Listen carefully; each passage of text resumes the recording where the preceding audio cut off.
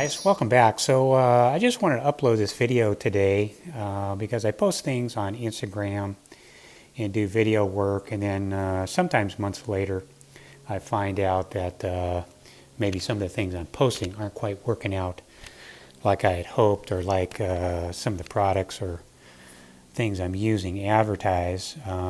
Today is about one of those things. So what I've got going on here, I've got the car jacked up on one side. I'm pulling the wheels off, and the reason I'm doing that is because the Duracoat dressing that I put on the tires only a few months ago, probably about 5 months ago, has completely failed. It's really hard to describe how horrible they look only a few months later.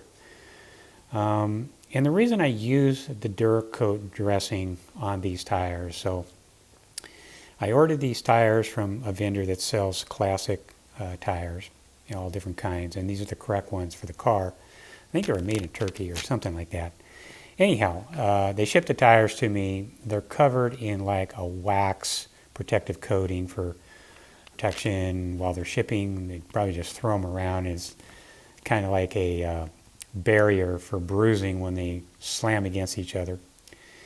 Anyhow, when I got the tires in here, trying to get that wax coating off, man, I went around those tires inside and out with lacquer thinner and a scrubbing brush and microfiber rags, literally for hours and hours and hours to try and get that wax removed. Eventually I did get it removed and got down to the bare rubber.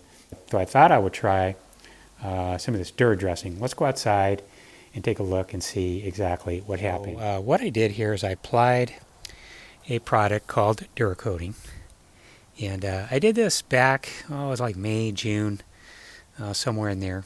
Brought the car in the garage, and I was having a problem with one of the tires. It kept turning brown, and reapplying dressing, and I just hate the chalky brown look. Trying to get a nice black flat finish on there, and couldn't get anything. And originally I bought this product, Duracoating, for my truck, thinking this would be a good way to do an off-road tire. That way I don't have to deal with the dressing every time I wash it. But unfortunately, when I washed the tires on my truck for the first time, it looks like somebody had previously applied like a silicone type dressing on there, and that's just a big no-no. So this stuff wouldn't work if you had silicone underneath it at some point. So actually, fast forwarding time, I'm glad I didn't put this stuff on my truck, because I'd have a real disaster on my hands. I'd probably have to just throw the tires away. So let's go in here while we got some good lighting and see what's happening. So here's our Duracoat.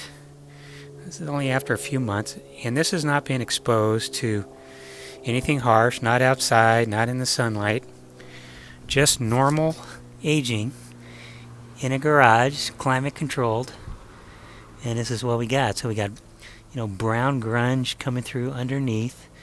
We've got the flexing of the sidewall as I'm driving the car, cracking the Duracoat, and then we got this aging, scaling, browning thing going on.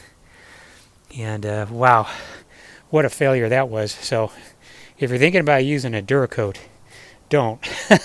And I'm up for trying things. A lot of my experience with cars over the years is just trying something new. Looks interesting, or looks like a good way to do it, so I try it and just end up with an epic failure like we have here.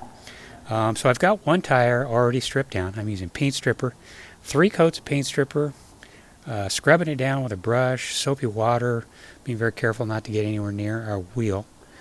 And then when we're done, I'm using a fine wire brush to get in here and scrub all the bits and pieces out of all the detail and all the tread. 2 hours for the first tire. So I'm going to have an entire day in this, just stripping everything back, getting it to where it was before I applied the Duracoat.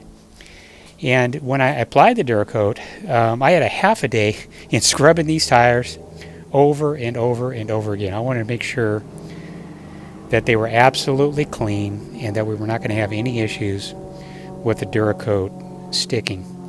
So we didn't have any problem with the sticking. Problem now is it's stuck too hard. I can't get it off of there. So one coat of paint stripper, doesn't bring it off. Second coat, not even close. Third coat is like iffy. By that time, I'm broken down enough where I can get at it with a wire brush and some soapy water. And after about 2 hours, we're back to square one. And then looking at one finished strip down and just some fresh dressing on there. It's about 2 hours of work, get this back to normal. So by the time I prep the wheels, apply the Duracoat, strip the Duracoat, and get back to here, I've got probably 15 hours in this, plus product costs, plus paint stripper cost, plus a real aggravation. So yeah, don't use this stuff, guys. One of these things I just tried, and a complete failure. Okay, so we got one side done and one side to go. Let's go ahead and take a closer look and see how she turned out.